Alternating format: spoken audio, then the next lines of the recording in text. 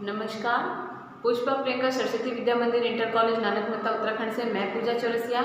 आज हम पढ़ेंगे कक्षा 6 की हिंदी। पाठ 14 है लोकगीत। लोकगीत जानते हैं कि हमारे समाज में इसकी कितनी महत्वपूर्ण भूमिका है और इसके लेखक रहे हैं भगवत शरण उपाध्याय जी और इन्होंने लोकगीत के बारे में बताया है कि हमारे समाज में इसकी क्या भूमिका है। आइए अब हम इस निबंध है ये जिसमें अपने विचारों को व्यक्त किया गया है। आइए अब हम इसके बारे में जानते हैं। लोकगीत अपनी लोच, ताजगी और लोकप्रियता में शास्त्रीय संगीत से भी भिन्न है। यानी कि जो लोकगीत है ना बच्चों, वो अपनी सरलता के कारण, मतलब इसकी जो भाषा है वो इतनी इजी शब्दों का इसमें प्रयोग किया गया है, साधारण शब्दों का प्रयोग किया गया है कि ये जो शास्त्रीय संगीत है हमारे, उसके मुकाबले भी ये बहुत ज़्यादा सरल है और अच्छी मानी जाती है। ठीक है। लोकगीत सीधे जनता के संगीत हैं, घर गांव और नगर की जनता के गीत हैं। ये जो लोकगीत हैं ये सीधे नगरों के और गांव के गीत हैं। गांव में आप लोगों ने देखा होगा कि हमारे जो छोटे मोटे मतलब जो कोई भी संस्कार होते हैं, जैसे विवाह संस्कार हो गया, विवाह समारोह और नामकरण, इन यज्ञ होता है, कोई व्रत, कोई पूजा होती है, तो इसमें महिलाएं गाती हैं ना जो गीत, उन्हीं को हम लोकगीत कहते हैं। ठीक है। तो इसका क्या है, हमारे समाज में बिल्कुल सरल और आम भाषा में प्रयोग किया गया है। उसके बाद आता है, इनके लिए साधन की जरूरत नहीं होती, त्योहार और विशेष अवसरों पर ये गाए जाते हैं। अभी मैंने बताया ही आपको कि किसी भी विशेष मौके पे गीत गाए जाते हैं। सदा से ये गाए जाते रहे हैं और इनके रचने वाले भी अधिकतर गांव के ही हैं। ठीक है। और स्त्रियों ने भी इनकी रचना में विशेष भाग लिया है।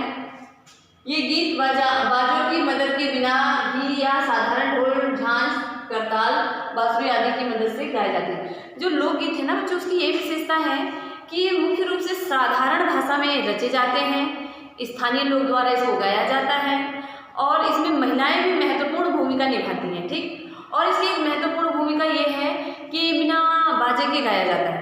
हाँ, कहीं कहीं विशेष योग्यता अगर होती है तो कुछ लोग क्या करते हैं, ढोल, मंजीरे, करताल, बांसुरी इन आदि को बजा करके गाते हैं। इसका उदाहरण आप देखते होंगे, जैसे गांव घरों में कीर्तन होता है या कोई महिला संगीत होता है तो महिलाएं क्या करती हैं, खुद ही ढोलक बजाती हैं, खुद ही गाती हैं और वो गाने बिल्कुल भिन्न होते हैं ना, जो हमारे पिक्चरों में, टीवियों में आते हैं, उनसे डिफरेंट होते हैं वो गाने और उनका एक अलग ही सुरताल होता है और उसकी भाषा इतनी आसान होती है कि सभी इसको गा पाते हैं। इसके बाद क्या है कि जो शास्त्रीय संगीत लोकगीत को भी बहुत ज़्यादा बच्चों उपेक्षा सहनी पड़ी, मतलब कि इसको फेमस होने के बाद भी फेमस नहीं हुई, ऐसा कह सकते हैं। फेमस, लोकप्रियता जिसको कहते हैं ना, आप लोग इंग्लिश में फेमस समझ पाते हैं, तो इसको उतनी लोकप्रियता नहीं मिली। पहले लोकप्रियता किसकी थी, शास्त्रीय संगीत की। ठीक है। लेकिन हाल में जब कुछ पिछले दशकों में आपने देखा है कि लोक गीत को एक बहुत ज़्यादा विशेष महत्वपूर्ण स्थान मिला है। स्थानीय क्षेत्रों से निकल करके ये राज्य स्तर पर और एक राज्य से दूसरे राज्य में विकसित होने लगी है। हमें जानने लगे हैं कि इस राज्य का फेमस लोकगीत क्या है, उस राज्य का। फिर क्या है कि साहित्य और कला के क्षेत्र में परिवर्तन हुआ है, जिसकी वजह से लोकगीत में परिवर्तन हुआ है। अनेक लोगों ने क्या किया है कि विविध बोली भाषा में लोक साहित्य की रचना की है। जिस राज्य में जैसी बोली है, जैसी भाषाएं हैं, उन्हीं भाषाओं में इसका हो जाता है। इसमें मतलब इसके विस्तार के लिए आप अभी हाल में ही देखते हैं, अभी कल ही उत्तरायणी भी थी ना बच्चों। इस बार तो चलो हमारे नानकमता में सौभाग्य नहीं रहा उत्तरायणी का, लेकिन कोरोना काल की वजह से, लेकिन उत्तरायणी उसके माध्यम से हमने देखा है ना कि लोकगीत गाए जाते हैं। मतलब कि जो पहाड़ों के जो एक संदेशा, काफल पाको और बेणु पाको, बारहमासा, इस टाइप के गीत गाए जाते हैं ना, जो ये क्या है, लोकगीत ही तो है। हमारे भोजपुरी समाज में भी लोकगीत गाए जाते हैं जिसमें वीरों की प्रशंसा की जाती है। वैसे भोजपुरी गाने भी आप लोगों ने बहुत सुने होंगे, लेकिन जो मुख्य रूप से जो लोकगीत होते हैं वो वीर रस से ज़्यादा प्रभावित होते हैं। उसमें वीरों को एक अलग ऊर्जा दी जाती है, उसको गा कर सुन करके बहुत अच्छे से उनके अंदर बहुत अच्छा प्रभाव पड़ता है।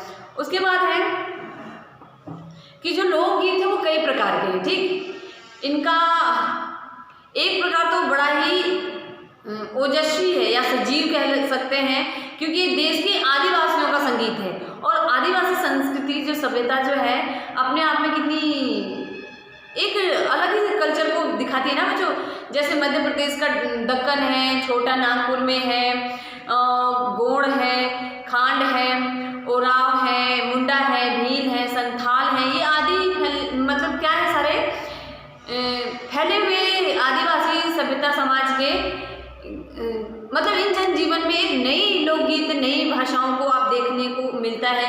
और इनकी जकड़ इतनी है ना, मतलब इनका जो बंधन है आपस में इतना है कि इसने समाज में एक नई जागृति को विस्तार दिया है।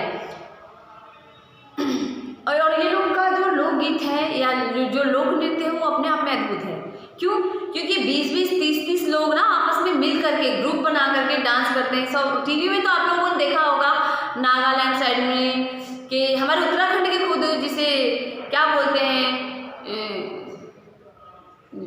झोड़ा बोलते हैं, ये सब इस टाइप के जो नृत्य होते हैं, झोड़ा, चौपर, ये जिसमें ग्रुप बना के थारू जनजाति की होली है, इसमें ये सब लोकगीत ही तो है, जिसमें आप देखते हैं कि ग्रुप बनाते हैं, स्त्री और पुरुष दोनों लोग होते हैं। और फिर अपने वही स्थानीय क्षेत्र में जो वाद्य यंत्र चलते हैं, ढोलक, करताल और बांसुरी, इन सबको बजा करके ये गीत गाए जाते हैं। बहुत कहीं विशेषता होती है तो हारमोनियम भी बजा लिया जाता है।